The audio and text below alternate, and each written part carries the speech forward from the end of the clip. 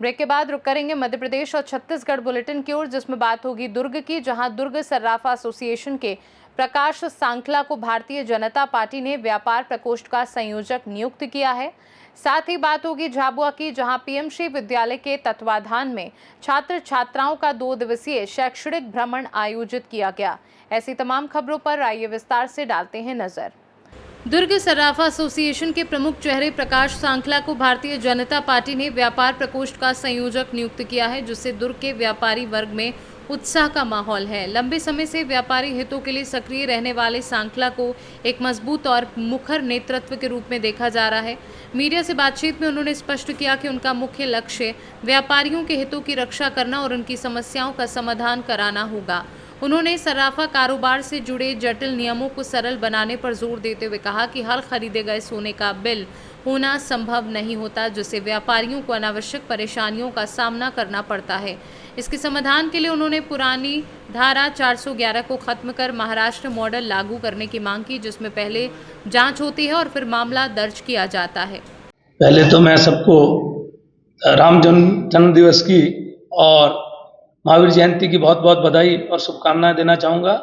और आप लोगों ने बहुत अच्छा ही क्वेश्चन किया कि मैं आगे व्यापारियों के लिए क्या करना चाहूँगा और क्या अभी मेरे को जो दायित्व मिला उसके लिए क्या करूँ।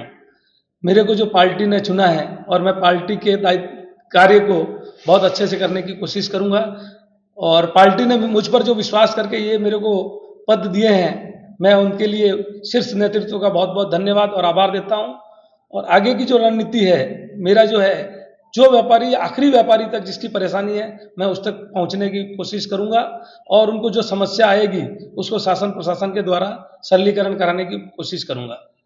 सराफा में जो दिक्कतें आ रही है वो आज जैसे हमारे 411 का जो धारा थी वो अब 317 में बदल गई है। ये 317 की धारा में क्या होता है, व्यापारी जब कोई खरीदी करता है उसके चेहरे पे नहीं लिखा होता है कि ये चोरी का सामान खरीदी कर मतलब खरीद बेचने आया हमारे यहाँ। और हम लोग उसको क्या होता है, विश्वास पे, हमारा पुराना कस्टमर होने के नाते हम उससे खरीदी कर लेते हैं। खरीदी करने के कारण कई बार ऐसा हो जाता है कि वो किसी के चोरी कर निकल जाता है, तो व्यापारी उससे बहुत परेशान होता है। व्यापारी परेशान होने के साथ साथ व्यापारी को भी उसके चक्कर में जेल जाना पड़ता है।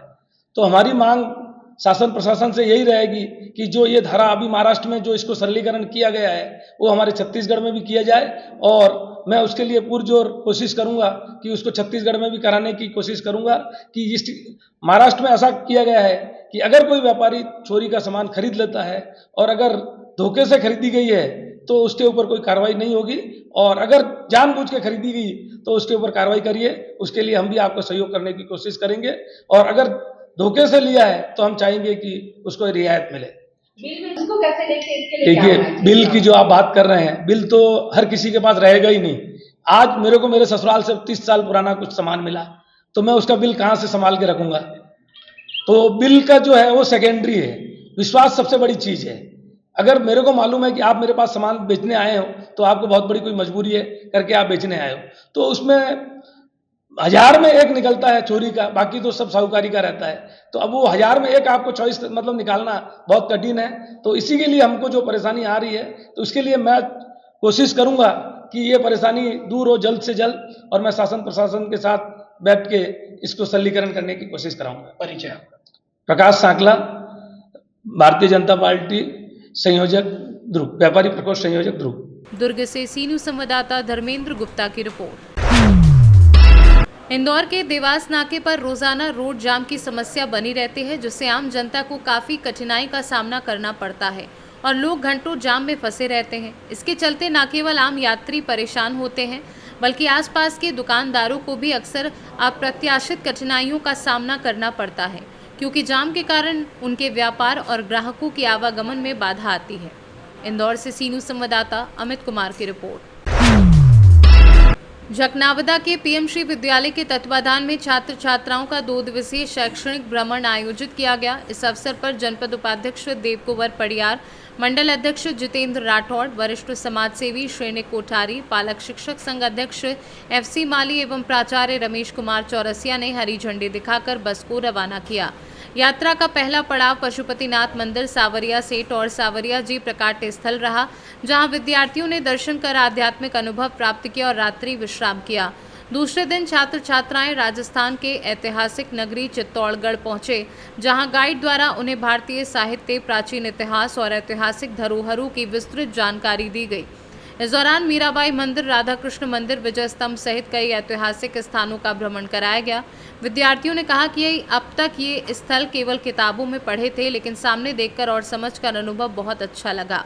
मेरा नाम महिमा पवार है और मैं बीएससी शाहूमावी से आई हूँ और हम यहाँ शैक्षणिक भ्रमण पे आए हैं और हमें बहुत सारी चीज़ें सीखने को मिली है, जिसे हमने बस किताबों में पढ़ा था और आज इनके बारे में हमें बहुत सारी हिस्ट्री भी जानने को मिली है और हमें बहुत अच्छा भी लगा उनके बारे में जानकर।